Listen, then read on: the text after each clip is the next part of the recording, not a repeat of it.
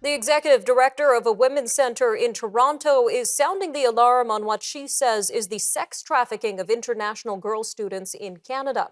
Sunder Singh from the Elspeth Heyworth Center for Women says Indian international students in Brampton and the GTA are being targeted by pimps and drug dealers. Ms. Singh says she is also helping some of these girls by providing them with real-world career skills, which assist them in getting out of the sex trade. Ms. Singh joins us now to tell us more. Ms. Singh, thank you for your time today. Thank you, Nina. So can you walk us through how an international student can be brought into the complex sex trade in Canada, particularly Indian girls, which tend to come from largely conservative backgrounds? How are they targeted and lured into this trade? Nima, most of the girls that come from India have never left their families before.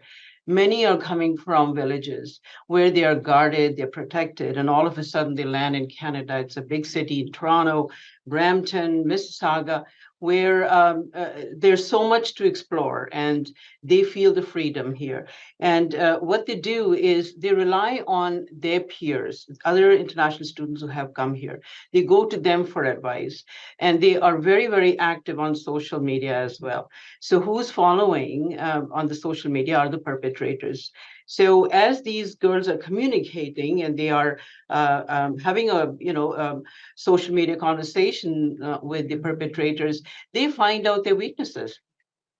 They begin to lure them. They act as their boyfriends, and they ask for a date. And once the girls agree to go on date, because girls need companionship, there are no family members here. There are no friends or relatives that they can go to looking for companionship. They willingly go for dates, and during dates they are given expensive gifts and expensive dinners, and until the girl can fully trust this person. The person drives an expensive car. The girls naturally think that expensive car equals that this person could be trusted as well. So once he can win her trust, then gradually he tries to tell her how much he's indebted to him. He's bought her expensive gifts and dinners, etc. So he is now in trouble. So he needs help from her, and he asks for a service for a friend.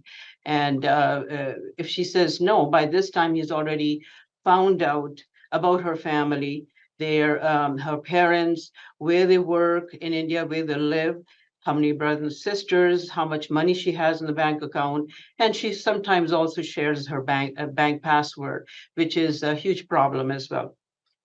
So after she gives out all this information, he now controls her. So if she refuses to serve another man, then he reminds her that her father is in danger, her parents are in danger, and he's already made a video. He's taken photos of her without clothes, and he threatens to send the videos to the family members, and also threatens her that he will put it up in the social media. She will never be able to have a good, sound relationship. Mhm. From then onwards, she probably can never get married again.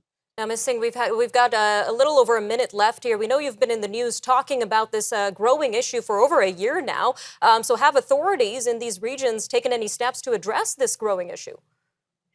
The student fees is still very high, 17,000 to 18,000 just for the postgraduate diploma per course, and the students taking two courses in a year, that's $34,000.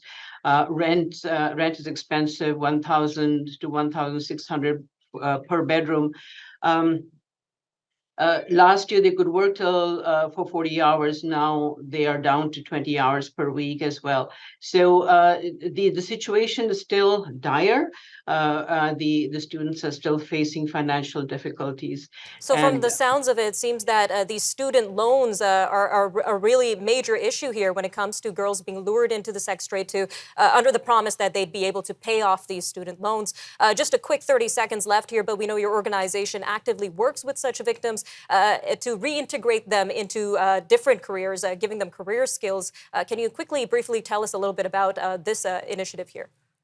Yes, trade skills is a huge gap here in Canada. If the government could work with the colleges and the universities and bring that training for the international students, and then put a condition on the students that if they are going to live in Canada, they have to get some training in trade skills. And hence, eventually, we can close that gap for the need for the trade skills.